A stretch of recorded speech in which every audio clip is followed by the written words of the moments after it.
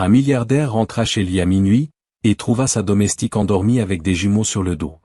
Ce qu'il fit ensuite choqua tout le monde. Avant de continuer, dites-nous dans les commentaires d'où vous nous écoutez.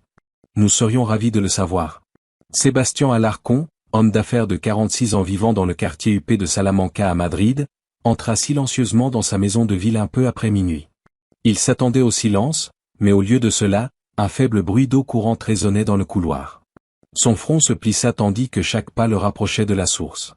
Lorsqu'il poussa la porte de la salle de bain, il se figea. Camila Duarte, sa domestique, était affaissée contre la cuvette des toilettes dans son uniforme bleu et ses gants jaunes. Accrochés à son dos dans une écharpe usée, 2 bébés dormaient profondément, leurs petits corps vêtus de grenouillères orange, leur tête nichée contre ses épaules. Des serviettes tapissaient le sol pour absorber l'eau qui s'étendait, et un couteau à beurre gisait près d'une valve coincée qu'elle avait essayé de réparer. Camila, lança Sébastien d'une voix tranchante et incrédule. « Qu'est-ce que c'est que ça ?» Ses yeux s'ouvrirent brusquement, elle stabilisa les bébés d'une main. « S'il vous plaît, monsieur. Ne criez pas. Ils vont se réveiller. » « Dans ma maison, aboya Sébastien, vous connaissez la règle. Pas de personne à charge. Aucune exception. » Camila déglutit, mais redressa le menton. « La garderie a fermé ce soir à cause d'une fuite d'eau. Ma nourrice n'a jamais répondu. Je n'avais personne d'autre. Je les ai attachés à moi pour pouvoir quand même travailler. Vous avez emmené 2 nourrissons dans une salle de bain pleine d'eau de javel, de plomberie cassée et d'outils ?» s'emporta Sébastien, la colère rauque dans la gorge. Sa voix se brisa, mais resta ferme. « Oui. Parce que vous avez exigé que cette salle de bain brille avant l'arrivée de vos invités. La valve s'est bloquée, et l'eau a commencé à jaillir. Le service d'entretien a dit, demain. Mais demain, il aurait été trop tard.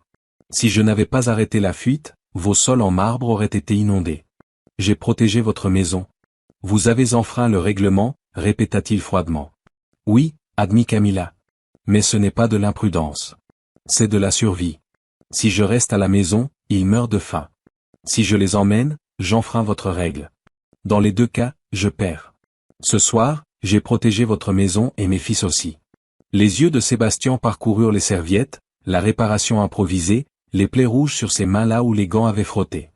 Il vit 2 bébés respirer doucement sur ses épaules et une mère refusant de s'effondrer. « Comment s'appelle-t-il » demanda-t-il d'une voix plus basse. « Matteo et Diego. 7 mois. Vous avez enfreint le règlement, répéta-t-il encore, plus doucement. « Oui. Alors licenciez-moi ce soir, répondit Camila, solide comme la pierre. Ainsi, je saurai si je rentre à pied avec eux sur le dos ou si j'attends un bus qui ne viendra jamais. Mais ne me laissez pas dans l'incertitude. » Sébastien s'accroupit, tourna la valve de ses propres mains, et l'eau cessa. Il se redressa en s'essuyant les paumes. « Vous auriez pu vous blesser avec ce couteau. » Et pourtant, murmura Camila, la fuite est réparée. « Vous ne rentrerez nulle part ce soir, dit Sébastien.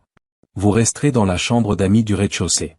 Demain, nous parlerons. » Des larmes montèrent aux yeux de Camila. « Je n'ai pas besoin de pitié. »« Ce n'est pas de la pitié, » répliqua Sébastien sèchement. « C'est ma façon d'admettre que vous avez fait plus pour cette maison ce soir que n'importe qui d'autre sur ma liste de paix. » Des pas résonnèrent dans le couloir, la sécurité. Le garde de nuit, Raúl Ortega, apparut, sa radio grésillant. Son regard tomba sur Camila et l'écharpe attachée à ses épaules. « Monsieur, elle a réparé la fuite, » l'interrompit Sébastien. « Repos. » Raoul hésita, puis hocha la tête et repartit. Camila sentit son souffle se bloquer en réalisant qu'il la couvrait. Dans la cuisine, Sébastien lui ordonna de s'asseoir. Lorsqu'elle refusa, sa voix devint plus tranchante. « Asseyez-vous. » Elle obéit, tremblante. Il ouvrit le réfrigérateur, sortit du lait et le fit chauffer. Ses mains étaient raides, maladroites, inexpérimentées, mais déterminées.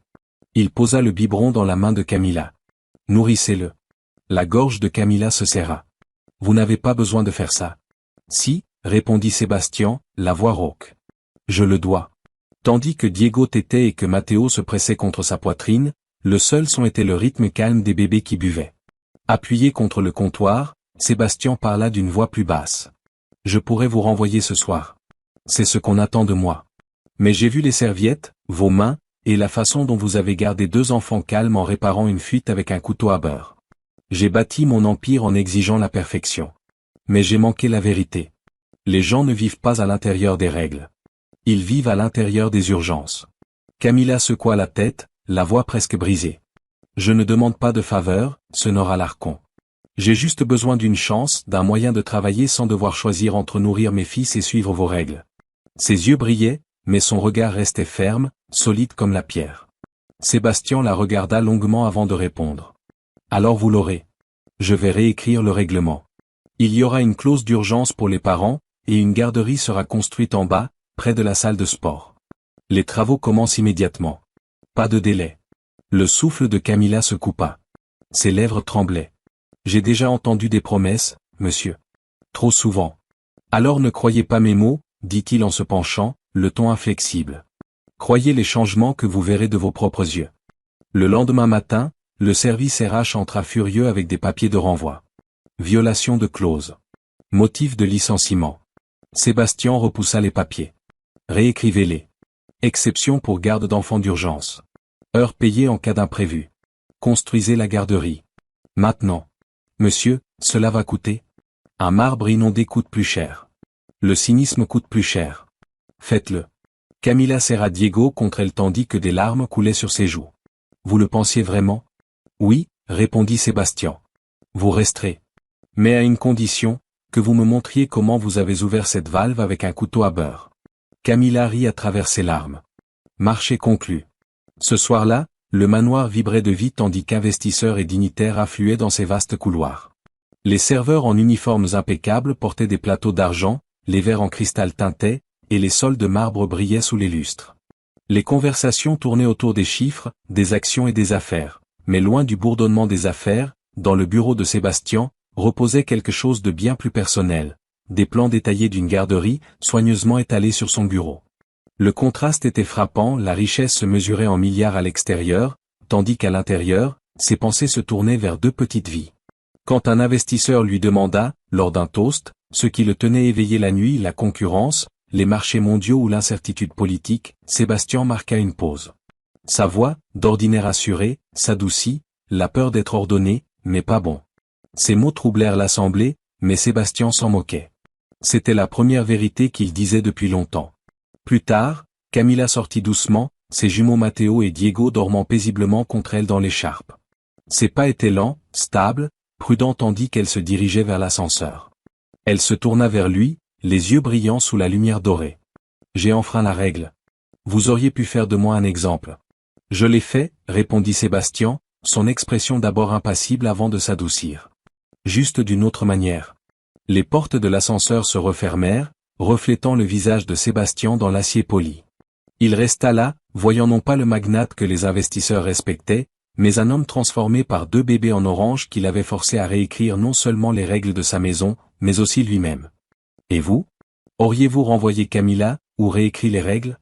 Dites-le nous dans les commentaires ci-dessous. Et si cette histoire vous a touché, n'oubliez pas d'aimer, de vous abonner et d'activer la cloche pour ne jamais manquer d'autres histoires puissantes où l'humanité compte plus que les règles.